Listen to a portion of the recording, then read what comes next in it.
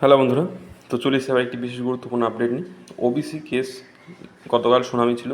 তো কোর্টে কী হয়েছে, পরবর্তীতে কি ডেট দিয়েছে কবে এবং কী নির্দেশ দিয়েছেন জজ সাহেব, তো সেটা দেখে নেব। তো প্রথমত এই কোর্টের যে শুনানি সেটা কিন্তু ছিল যে প্রধান বিচারপতি তার ডিভিশন বেঞ্চে, এবং সেখানে কেসটি কালকে উঠেছিল এবং ওঠার পরে যেটা হয়েছিল তোমরা সমস্ত কিছু জানতে পারবে। তো বল ভিডিওটা সবাই সম্পূর্ণটা দেখুন এবং দেখার পরে যদি ভালো লাগে লাইক করবেন এবং পরবর্তীতে তোমাদের যেটা ইচ্ছা তোমরা সেটা করো। লাইভ সাবস্ক্রাইব সেটা তোমাদের ব্যাপার নিজস্ব।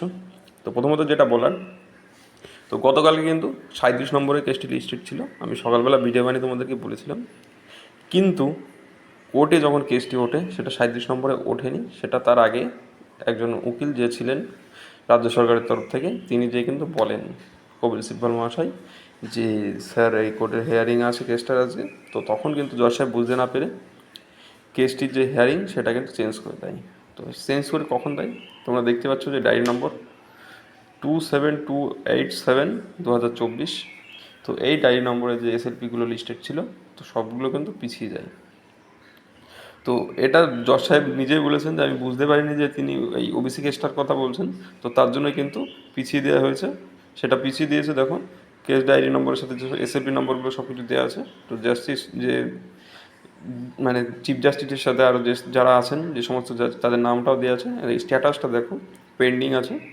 তো সেটা আছে দেখো 9/9/2024, অর্ডার ডেট 27/8, অর্থাৎ কালকে এই অর্ডারটি হয়ে গেছে। কম্পিউটার জেনারেটেড ডেট যে সেপ্টেম্বরের 9 তারিখে, মানে সামনের মাসের 9 তারিখে কিন্তু এই কেসের পরবর্তী আবার হেয়ারিং আছে।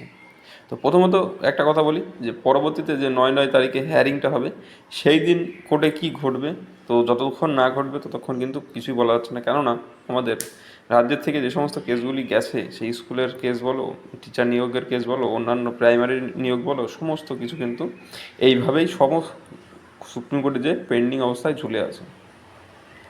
কিন্তু অন্যান্য ক্ষেত্রে আমরা দেখেছি একজন যে এর আগে যে অনেক খুব তাড়াতাড়ি সুনামি হতো অন্যান্য বিশেষ কিছু ব্যাপারে, সেগুলো না এখন বলছি না। তো এটা হলো মূল বিষয়। যদি তোমাদের এই নিয়ে কোনো জিজ্ঞেস বা নিজস্ব মতামত থাকে অবশ্যই কমেন্ট বক্সে জানিও। তো বন্ধুরা, ভিডিওটা সম্পূর্ণ দেখার জন্য অসংখ্য ধন্যবাদ।